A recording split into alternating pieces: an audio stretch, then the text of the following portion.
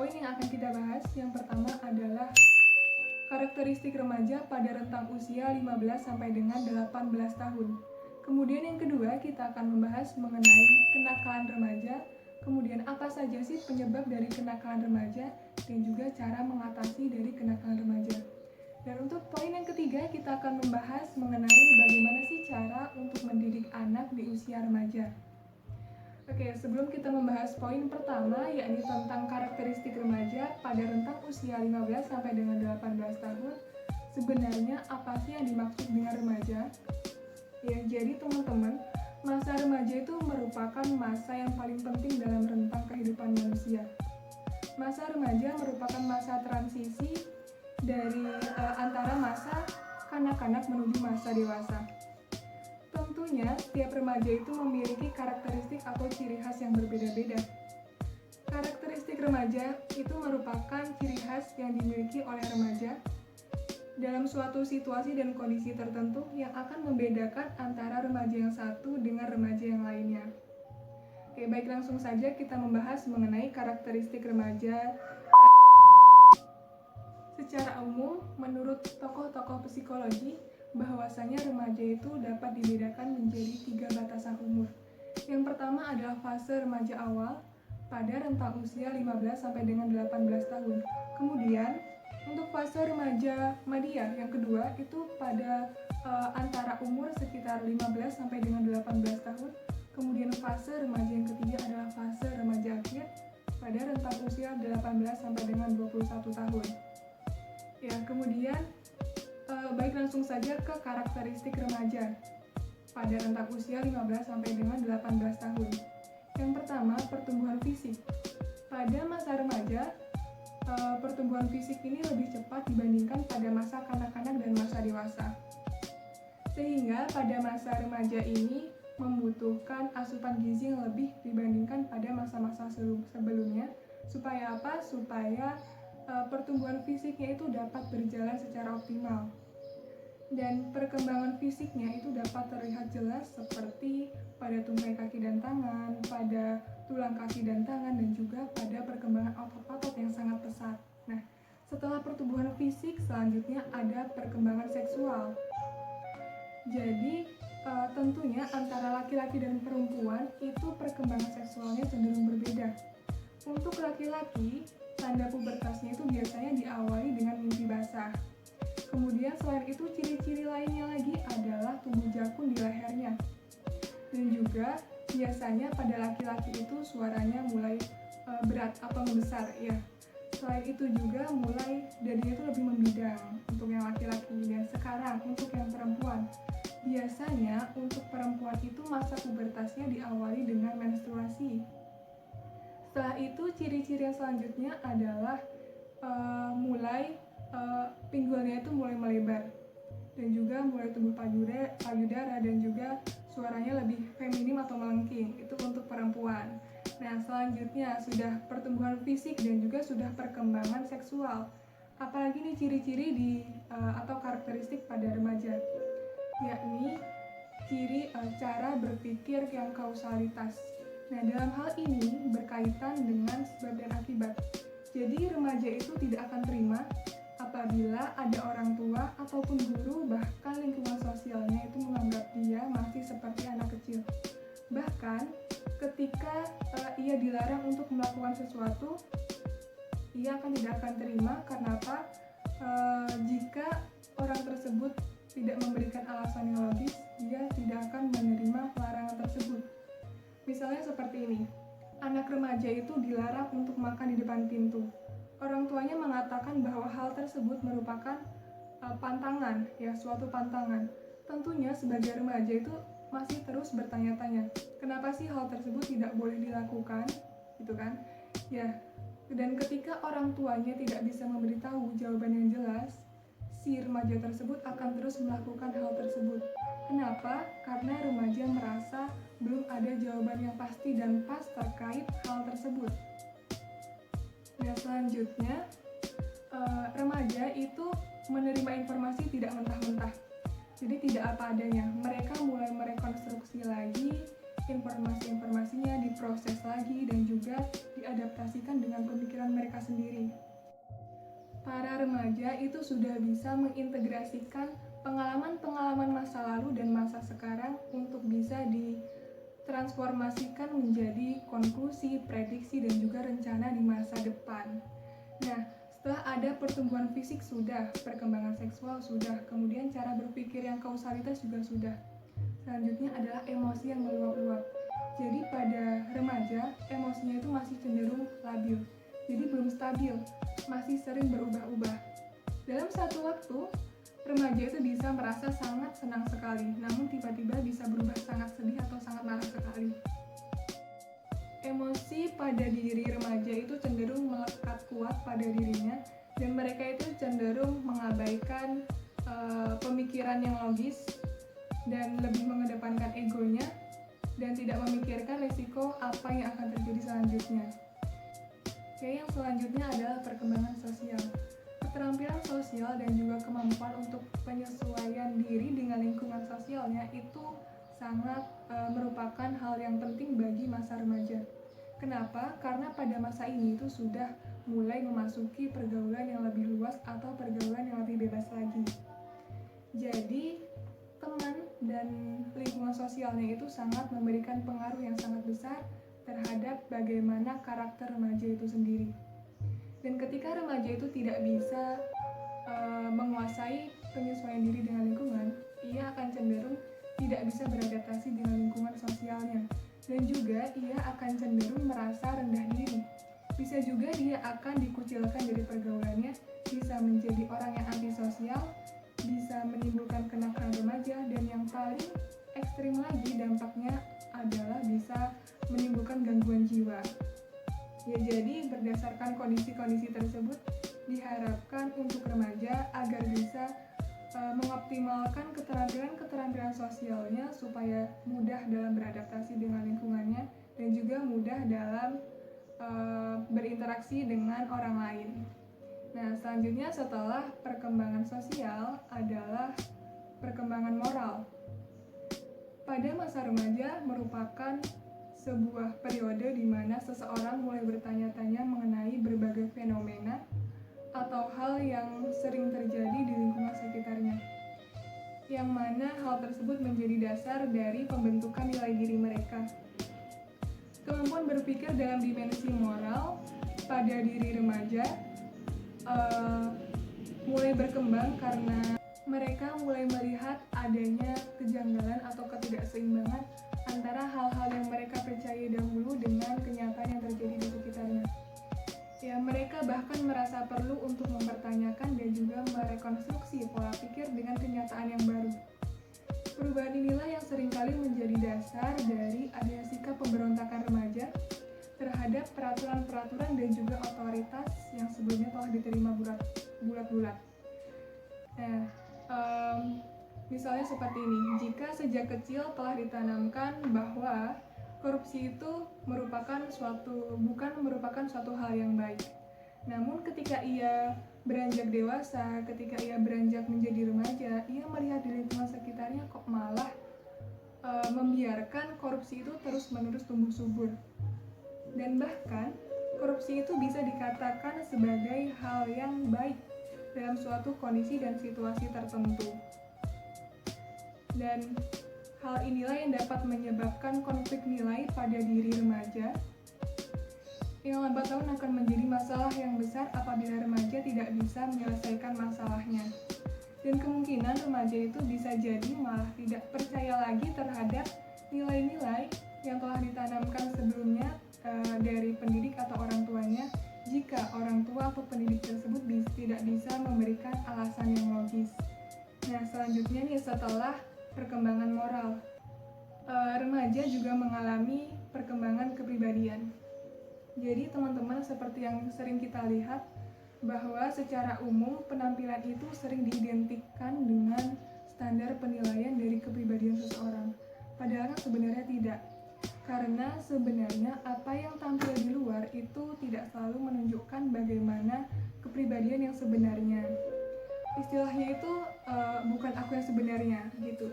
Nah, hal ini menjadi amatlah penting bagi remaja supaya tidak melihat seseorang itu hanya dari luarnya saja. Tidak hanya melihat orang hanya dari penampilannya saja. Jadi, biasanya orang yang berpenampilan tidak menarik itu cenderung dikucilkan. Nah, hal ini amatlah penting bagi pendidik supaya bisa menerapkan nilai-nilai untuk bisa menghargai harkat dan martabat manusia, supaya tidak melihat orang itu hanya dari segi fisiknya saja, tidak hanya melihat orang hanya dari segi penampilan dan juga materinya saja. Oke, untuk pembahasan yang kedua atau poin yang kedua adalah tentang kenakalan remaja. Kemudian apa saja sih penyebab dari kenakalan remaja dan juga bagaimana solusi untuk mengatasinya.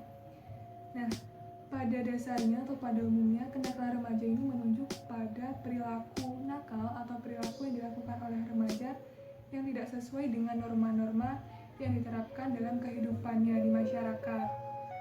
Nah, contohnya kenakalan remaja seperti ini. Anak yang bolos sekolah, kemudian tawuran, berkelahi dengan teman-temannya, membuang sampah sembarangan pun termasuk ke dalam kenakalan remaja. Yang menjadi pertanyaan sekarang adalah kenapa sih remaja bisa melakukan hal-hal tersebut?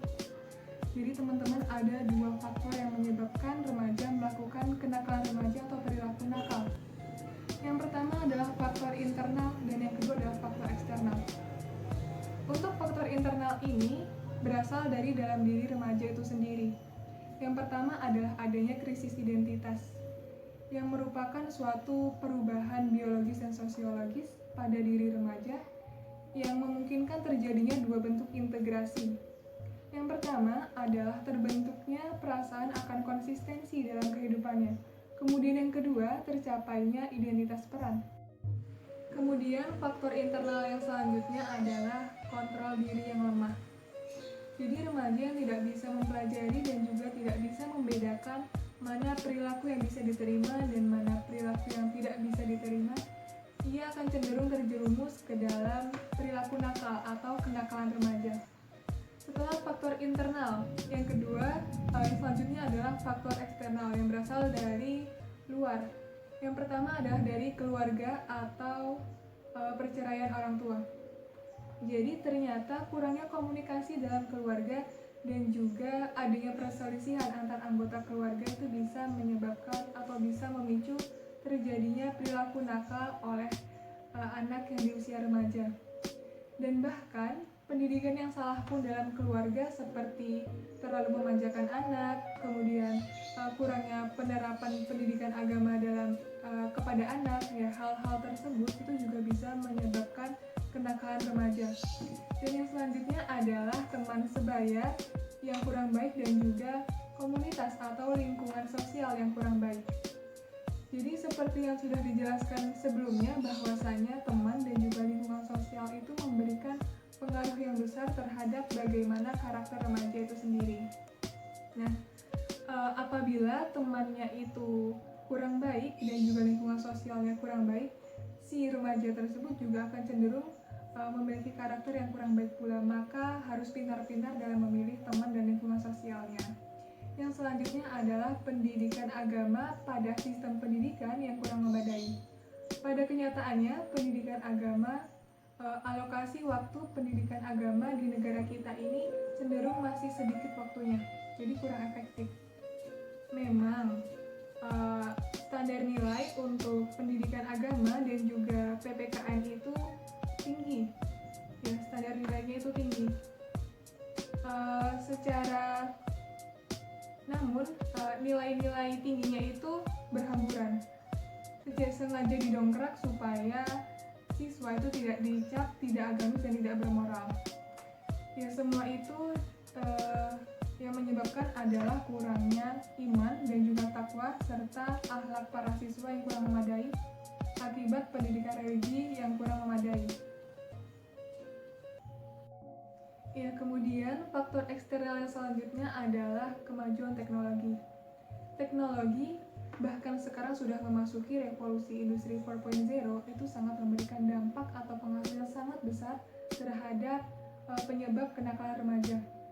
Teknologi itu dapat diibaratkan sebagai pisau yang bermata dua, yang bisa melukai pemakainya sendiri. Oke, jika kita kaitkan dengan sifat-sifat kenakalan remaja belakangan ini, ternyata sudah berubah sifatnya dari kenakalan remaja berbasis tradisional seperti tawuran, bolos sekolah, dan sebagainya. Sekarang saat ini sudah berubah menjadi kenakalan remaja berbasis teknologi. Contohnya seperti banyaknya tersebar video porno di handphone para siswa. Sebenarnya kita tidak bisa menyalahkan teknologi begitu saja. Kenapa? Karena pada dasarnya dan pada awalnya teknologi itu diciptakan untuk mempermudah pekerjaan manusia. Dan semua itu dampaknya tergantung bagaimana penggunanya. Jika penggunanya bisa memanfaatkan teknologi dengan baik, maka dampak baik pun akan dirasakan oleh pengguna. Begitu juga sebaliknya. Dan selanjutnya, tentang bagaimana sih solusi untuk mengatasi kenakalan-kenakalan remaja ya. Karena seperti yang kita ketahui bersama bahwa remaja itu merupakan generasi penerus bangsa. Jika remajanya saja kacau, jika remajanya saja hancur, bagaimana bangsa ini untuk kedepannya? Jadi tolong untuk beberapa pihak itu juga perlu terlibat. Jadi di sini solusinya ada 3 pihak yang terlibat. Yang pertama adalah orang tua atau dalam keluarga, yang kedua adalah peran guru, dan yang ketiga adalah si remaja itu sendiri. Yang pertama untuk peran orang tua. Orang tua itu perlu menerapkan pendidikan agama yang cukup untuk anaknya. Kenapa? Karena agama itu merupakan fondasi yang kuat untuk membentuk karakter seseorang. Karena jika seseorang itu mempunyai agama yang kuat, tentunya dia akan tahu mana hal apa saja yang boleh dilakukan dan mana hal apa saja yang tidak boleh dilakukan. Kemudian yang selanjutnya adalah harus menciptakan komunikasi yang baik antara orang tua dan anak.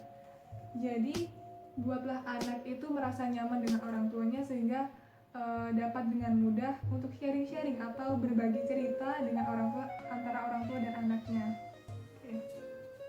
Kemudian selanjutnya adalah harus menjalin kerjasama yang baik antara orang tua dan guru. Jadi orang tua itu perlu memantau perkembangan anaknya di sekolah melalui guru tersebut tentang bagaimana proses belajarnya, bagaimana prestasinya di sekolah, apa saja hambatannya dalam belajar, dan lain sebagainya. Dan yang selanjutnya adalah orang tua itu harus bisa menjadi panutan bagi anaknya. Jadi mau tidak mau, bisa tidak suka, suka tidak suka, orang tua itu harus menunjukkan etiket baiknya, harus menunjukkan karakter baiknya kepada anaknya supaya bisa ditiru oleh anaknya. Oke, selanjutnya yang berperan dalam mengatasi kenakalan remaja adalah peran guru. Jadi guru itu perlu bersahabat dengan siswa.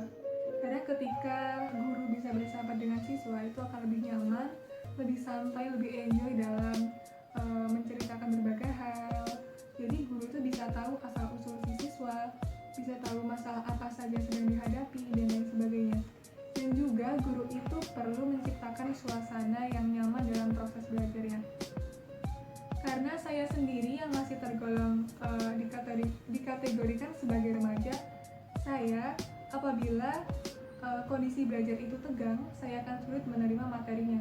Dan ketika kondisi atau suasana belajarnya itu bisa lebih nyaman, lebih enjoy, lebih santai, biasanya materi-materi yang diberikan itu lebih cepat terserap dan lebih mudah diterima. Nah, selanjutnya adalah peran dari remaja itu sendiri. Yang pertama, remaja itu harus tahu apa tujuan hidupnya. Jadi ketika remaja itu sudah ada tujuan hidup, sudah ada mimpi yang tinggi, sudah ada cita-cita, dia akan cenderung berada di jalan yang benar, berada di jalan yang lurus, tetap bertahan dengan tujuannya. Kemudian yang selanjutnya adalah remaja itu harus tahu apa saja sih faktor penghambat yang ada dalam dirinya. Jadi ketika remaja sudah tahu apa saja faktor penghambatnya itu, remaja akan bisa mencari jalan keluarnya supaya remaja bisa berkembang sebagaimana mestinya.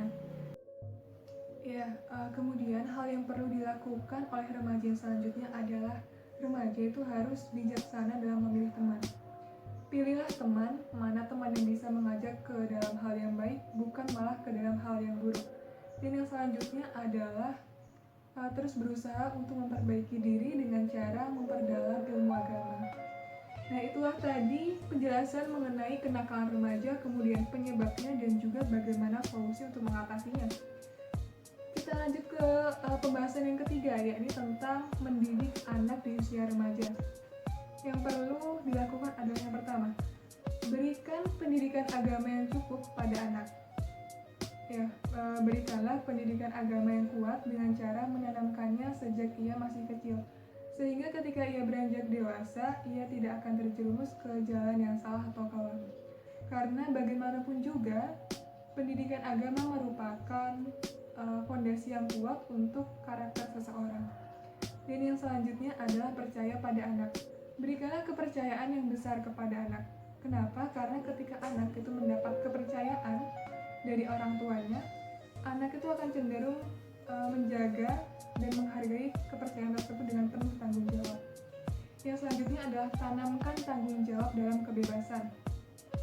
Jangan mengekang anak remaja, karena ketika Anda mengekang dan mengikat anak remaja dengan kuat, justru mereka malah akan semakin kuat untuk memberontak dan berusaha untuk melepaskan diri dari kekangan tersebut.